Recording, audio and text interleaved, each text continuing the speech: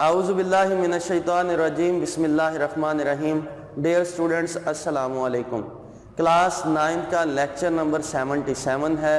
Exercise 2.5 को हमने इस लेक्चर के अंदर डिस्कस करना है। 2.5 बेटा जो एक्सरसाइज है वो एक बहुत ही इजी सी एक्सरसाइज है। पेपर के लिहाज से शॉर्ट क्वेश्चन जो है पेपर में वो यहाँ से डिस्कस किए जा सकते हैं, पूछे जा सकते हैं। तो इस एक्सरसाइज को करने के लिए आपने प्रीवियस लेक्चर में जो कम्प्लेक्स नंबर की डेफिनेशन और उससे रिलेटेड जितनी भी थ्योरी हमने डिस्कस की थी उन तमाम चीज़ों को अपने जहन में रखना है कि कम्प्लेक्स नंबर होते क्या हैं, कम्प्लेक्स नंबर का रियल पार्ट क्या होता है, इमेजिनरी पार्ट क्या होता है, किसी भी कम्प्लेक्स नंबर का कॉन्जुगेट किस तरीके से फाइंड किया जा सकता है और आयोटा की पावर को किस तरीके से सिंप्लीफाई किया जा सकता है। ये चीज़ें हमने इस एक्सरसाइज के अंदर डिस्कस करनी है।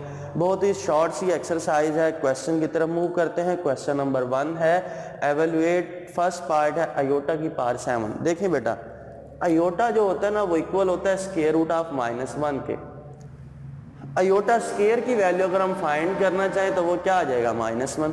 तो इट्स मीन हमारे पास आयोटा स्क्वायर की वैल्यू आई और वो है -1।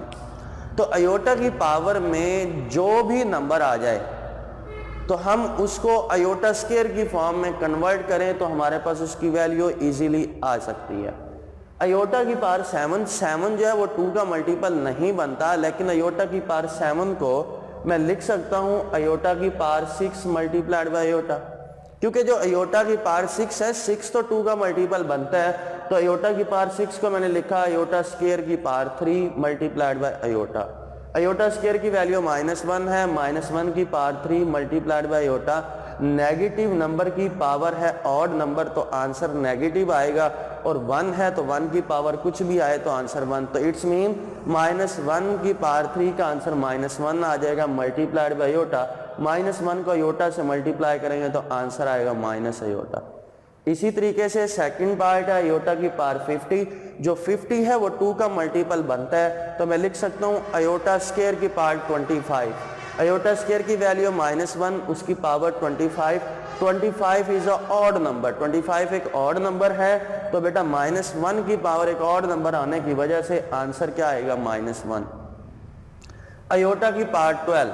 अब जो 12 है वो 2 का मल्टीपल है, तो लिखते हैं आयोटा स्क्वायर की पावर 6, 2 6 आर 12। आयोटा स्क्वायर की वैल्यू -1 होल की पावर 6, -1 की पावर 6 एक इवन नंबर है तो आंसर 1 आ जाएगा। उसके बाद बेटा -1 की पावर 8 है, माइनस आयोटा की पावर 8। अब देखें माइनस है, इसकी पावर जब 8 है तो ये आंसर प्लस में आ जाएगा, क्योंकि 8 एक इवन नंबर है। तो आयोटा की पावर 8। अब जो 8 है वो 2 का मल्टीपल बनता है, तो मैंने लिखा आयोटा स्क्वायर की पावर 4।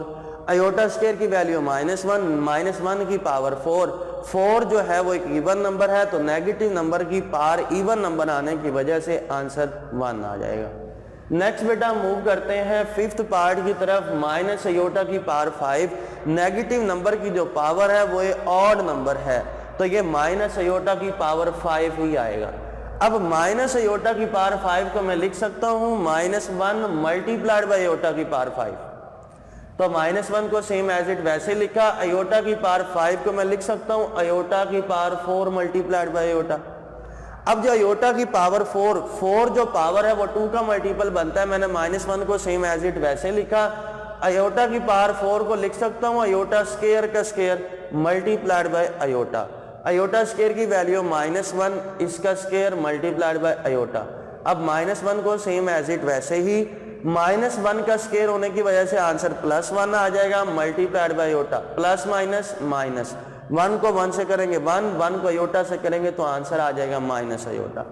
6 पार्ट है आयोटा की पार्ट 27। तो जो 27 है वो 2 का मल्टीपल नहीं बनता, तो मैं इसको लिख सकता हूं आयोटा की पार्ट 26 मल्टीप्लाइड बाय आयोटा। तो आयोटा की पावर जो 26 है, पावर 26 को मैं लिख सकता हूं 2 की पावर 13।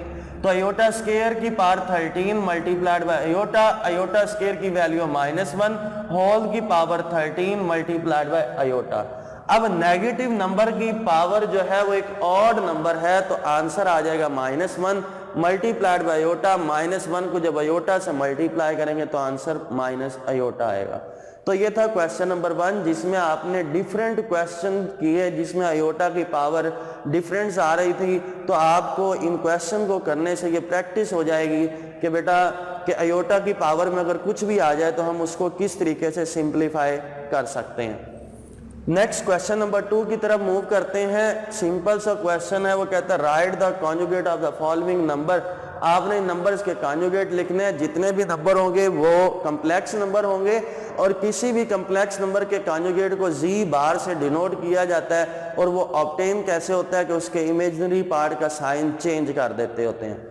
तो बेटा ये नंबर है 2 + 3 अयोटा। हम इसको सपोज करते हैं कि z = 2 + 3 अयोटा। हमने इसका कॉन्जुगेट अप्लाई किया तो बेटा अयोटा के साथ वाला जो पार्ट होता है ना वो होता है इमेजिनरी पार्ट। वो कौन सा पार्ट होता है? Imaginary part. तो ये +3 अयोटा किस में चेंज हो जाएगा? -3 अयोटा में। इट्स मीन हमने इमेजिनरी पार्ट के साइन को चेंज कर दिया। तो z अगर 2 + 3 अयोटा था तो z कॉन्जुगेट क्या होगा? 2 - 3 अयोटा। नेक्स्ट है 3 - 5 अयोटा। हमने सपोज किया जो z है वो 3 - 5 अयोटा है। कॉन्जुगेट अप्लाई किया तो इमेजिनरी पार्ट है 5 अयोटा। अयोटा वाला अयोटा के साथ जो टर्म होती है वो इमेजिनरी पार्ट होती है। तो इमेजिनरी पार्ट के साइन साथ जो साइन है वो माइनस का है। तो ये माइनस किस में चेंज हो जाएगा? प्लस में। तो कॉन्जुगेट क्या आ जाएगा? 3 + 5 अयोटा। नेक्स्ट है माइनस अयोटा। हम सपोज करते हैं कि z इक्वल है माइनस अयोटा के।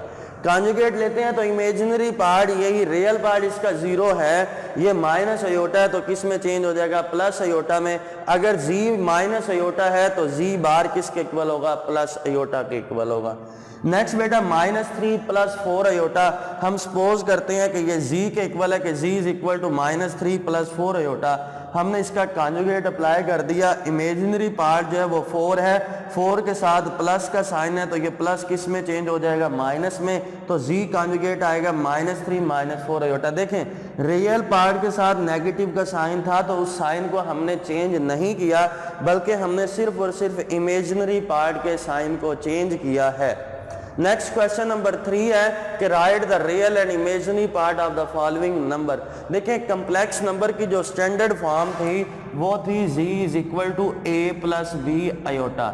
a is called the real part and b is called the imaginary part। जो रियल पार्ट होता है किसी भी कम्प्लेक्स नंबर का उसको हम रियल इंटू z से रिप्रेजेंट करते हैं और इमेजिनरी पार्ट की इमेज इंटू z से रिप्रेजेंट करते हैं। ये बातें हमने प्रीवियस लेक्चर नंबर 76 के अंदर डिस्कस की थी। तो बेटा एक नंबर है 1 + अयोटा।